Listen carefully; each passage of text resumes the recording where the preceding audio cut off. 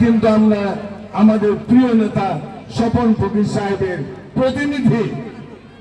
এই স্কুলটির যাতে নানা রকম উন্নয়ন হয় সেটা আমাদের নেতাকে আমাদের বলতে হবে। শুধু বাউন্ডারি ওয়াল করলে চলবে না। এই স্কুলে আরো নতুন ভবন নির্মাণ করতে হবে, বিজ্ঞান ভবন করতে হবে, বিজ্ঞানের যন্ত্রপাতির ব্যবস্থা করতে হবে, কম্পিউটার ল্যাব স্থাপন করতে হবে, কম্পিউটার ল্যাবে কম্পিউটার সামগ্রী থাকতে হবে। আইকার বিদ্যালয়টি উচ্চ বিদ্যালয়টি এটা যেন একটা উপজেলার সেরা বিদ্যালয় হয়, সেদিকে আমাদের লক্ষ্য রাখতে হবে।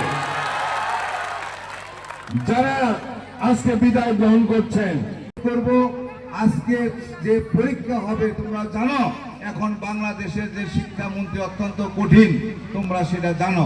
কাজে ভালো মতো পরীক্ষা দিবে, ভালো রেজাল্ট করবে, এইটাই আমাদের গর্ব। ভাইঘাট স্কুলে ভালো রেজাল্ট করেছে।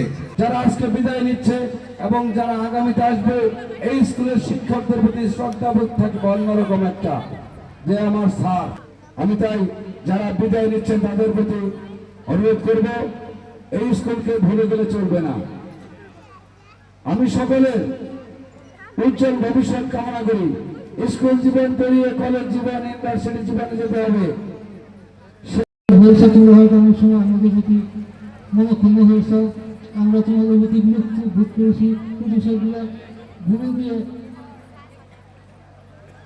সহজ সরলভাবে আমাদের সবাইকে দোয়া করে তোমাদের সবাই একটু ভাবাবেগপূর্ণ।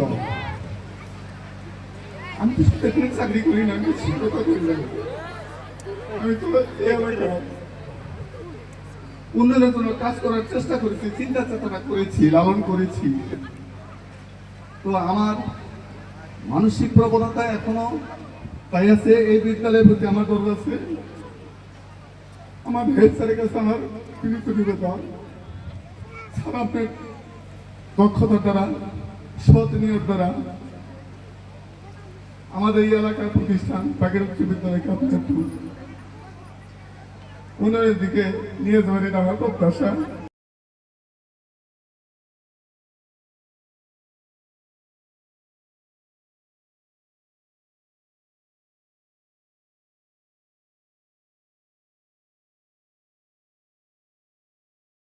যারা আছেন তারা চেষ্টা করছেন তাদের এই শূন্যস্থান পূরণ করার জন্য।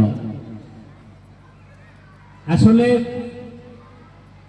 এই যে দুইজন বলি শিক্ষককে আমরা বিদায় দিতে যাচ্ছি, ওনারা যখন শিক্ষকতা পেশায় এসেছেন ওই সময় কিন্তু অন্যান্য চাকরির সুযোগ ছিল এবং এদের যে মেধা ছিল, এক উমর স্যার ইংরেজিতে তার যে পাণ্ডিত্য ছিল এবং জামান স্যারের যে মানে পাঠদানের যে কৌশল, এরা কিন্তু এদের যে মেধা, এরা ইচ্ছা করলে অন্যান্য পেশায় যেতে পারত, কিন্তু আসলে শিক্ষকতা পেশাটাকে ভালোবেসে এবং মানিল করার কারিগর হিসেবে ওনারা দীর্ঘ সময় এই প্রতিষ্ঠানে সেবা দিয়ে গেছেন এবং তাদের হাজার হাজার শিক্ষার্থী আজকে দেশের বিভিন্ন জায়গায় প্রতিষ্ঠিত। তো স্যারদের এই যে কর্মদক্ষতা এবং তাদের যে যোগ্যতা অভিজ্ঞতা, সেটার প্রতি আমরা শ্রদ্ধা জানাই, সম্মান জানাই। এবং আমি অত্র বিদ্যালয়ে 2014 সালের 12 জুন প্রধান শিক্ষক হিসেবে যোগদান করি এবং আমার যোগদানের পরও তারা প্রায় ধরেন এই অবসরকালীন জীবন যেন তারা সুস্থ সুন্দরভাবে মহান আল্লাহ তাআলার ইবাদতের মাধ্যমে তারা অতিবাহিত করতে পারেন। এবং সেই সাথে আমার বয়সে ওনারা আমার অনেক বড়, তো আমি আমার দায়িত্বের খাতিরে অবতীর্ণ হবে কয়েকদিন পরেই, আগামী 21 তারিখ থেকে। আমি শিক্ষার্থীদের উদ্দেশ্যে বলি যে আসলে এই দেশে এখন ভালো রেজাল্টের অভাব নাই, কিন্তু ভালো মানুষের বড় অভাব, ভালো রাজনীতিবিদের অভাব, ভালো অফিসারের অভাব, ভালো দেশ সেবকের অভাব। এই অভাবটা যেন তোমাদের মধ্য দিয়ে পূরণ হয়। এখানে অনেক ভালো স্টুডেন্ট রয়েছে এইবারের বেসে। আশা করি যে এবছর বেশ কিছু উল্লেখযোগ্য সংখ্যক শিক্ষার্থী প্লাস পাবে ইনশাল্লাহ। তো তোমরা ভালো রেজাল্ট করো এবং রেজাল্ট হওয়ার পরে এই বিদ্যালয়কে ভুলে যেও না, এই বিদ্যালয়ের শিক্ষকদেরকে ভুলে যেও না। তোমরা আদর্শ মানুষ হও, ভালো মানুষ হও এবং দেশপ্রেমিক নাগরিক হিসেবে নিজেদেরকে গড়ে তুলো, এই প্রত্যাশা আমরা রাখছি। ধারাবাহিকতা বজায় রাখতে পারি এবং উচ্চ বিদ্যালয়ের প্রাক্তন শিক্ষার্থীরা কিন্তু অনেক বড় বড় পর্যায়ে বর্তমানে আছে। বাংলাদেশের 64টা জেলায় 64 জন সিনিয়র জেলা জজ রয়েছেন, তার মধ্যে একজন ভাইঘাট উচ্চ বিদ্যালয়ের প্রাক্তন শিক্ষার্থী।